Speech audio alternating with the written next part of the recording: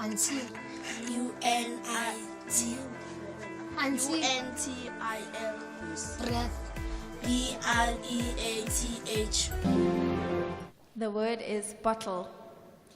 BOTTLE. That is correct.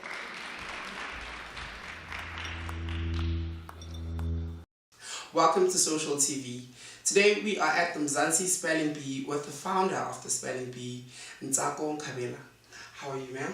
Well, thank you. How are you? Very well. So Ntsako, would you perhaps give us background information as to how the Spelling Bee started and how the organization actually emerged? A spelling bee is just a spelling challenge. That's all it is. Kids from different areas meet together and do that thing that you'd have done in any classroom where a teacher calls out a word and then you say it, and if you say it right, it's right, and if you don't, it's not. But the spelling bee is in as much as it's just a spelling challenge, is equally a way to call kids and call communities around a particular cause, and in this case being literacy. And so myself and a couple of friends, after working for about 2 or 3 years in Soweto, working with matrics and grade 11 students, recognized the gaps that exist in literacy, and the fact that a lot of kids, though said to be literate, were actually functional illiterate, right? And so part of our challenge was, how do we foster a change in South Africa that will enable children to get to matric being able to at least read basic things, but how do we create a culture change that would have the rest of South Africa recognize the need to be a part of the solution as far as literacy goes? So it's not good enough for us to say, well, there's a crisis in literacy in South Africa, there's a crisis, children can't read. What the hell? If a child can't read, it means that they can't function in the world of work, they can't function in the world outside of school, and so it paralyzes their life, it traps them in a particular trajectory. And so the crisis in literacy becomes a crisis in someone's life, a crisis in someone's potential, a crisis in a country's ability to move forward. So really for me, the need for the spelling bee was part of an urgent thing to say, how do we become proactive and react, but in a manner that wasn't just pointing a finger, but rather saying, all right, how can I do my bit? And that's really where that comes from. So which stakeholders are involved, and which other corporates are involved in the project? We've been going, this is our 5th year now, and we've actually had a very difficult time trying to get corporates to understand why this thing needs to be done. I think corporates are used to following buzzwords and what is set up as what the government imperatives are, and for a while we've been on this maths and science drive. Maths and science, maths and science.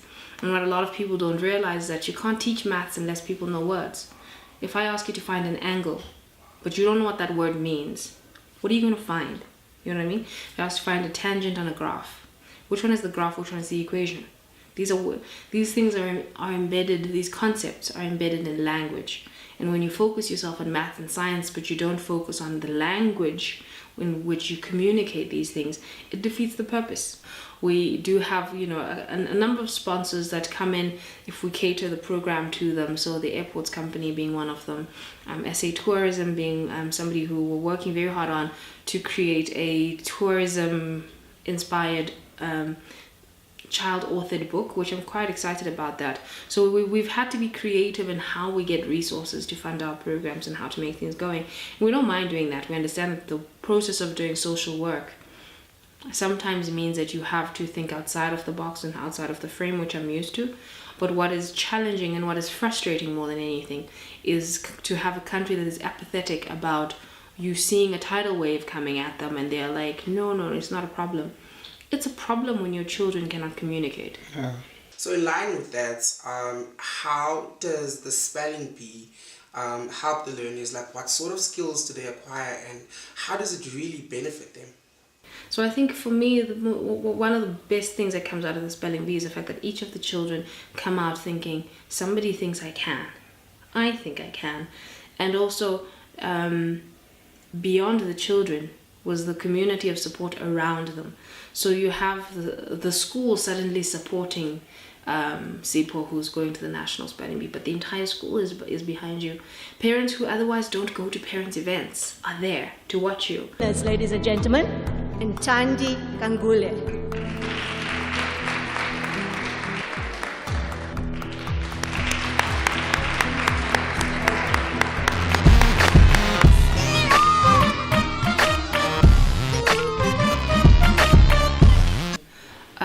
If you're looking to communicate with the Mzansi Spelling Bee on Instagram, Twitter, as well as Facebook, we're there as at Mzansi Spelling Bee. You can also find us on our website, which is www.mzansispellingbee.org.